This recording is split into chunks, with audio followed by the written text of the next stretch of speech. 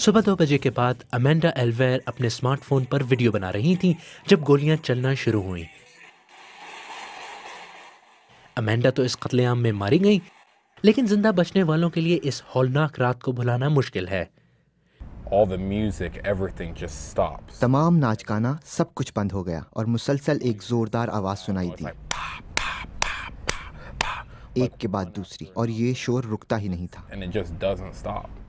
حملہ آور شخص کے بارے میں مزید معلومات سامنے آ رہی ہیں۔ 29 سالہ عمر متین، جو ایک افغان نژاد امریکی شہری ہیں، بظاہر ایک طویل عرصے سے اس کلب میں باقاعدگی سے جاتے تھے۔ ایف بی آئی کے مطابق حملے کے دوران عمر متین نے پولیس کو فون کیا اور دولت اسلامیہ کہلانے والی تنظیم سمیت کئی متضاد گروہوں کے ساتھ وفاداری کا اظہار کیا۔ تاہم اس بات کا کوئی واضح ثبوت نہیں ہے کہ عمر متین بیرون ملک سے ہدایت لے رہے تھے۔ یہ دہشت اور نفرت کے خلاف رد عمل ہے۔ ہلاک ہونے والوں کی یاد میں لوگ اکٹھے ہو رہے ہیں۔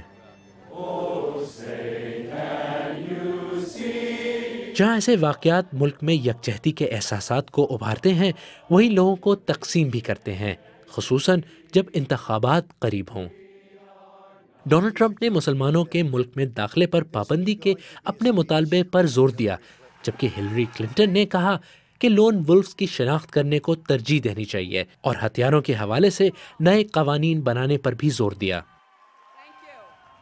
گن کنٹرول، ہم جنس پرستوں کے حقوق، امیگریشن جیسے سوالات ایک بار پھر زیر بحث آئے ہیں، اور یہ بھی کہ امریکہ اور امریکی اقدار کا تحفظ کیسے کیا جائے۔ خالد کرامت، BBC نیوز۔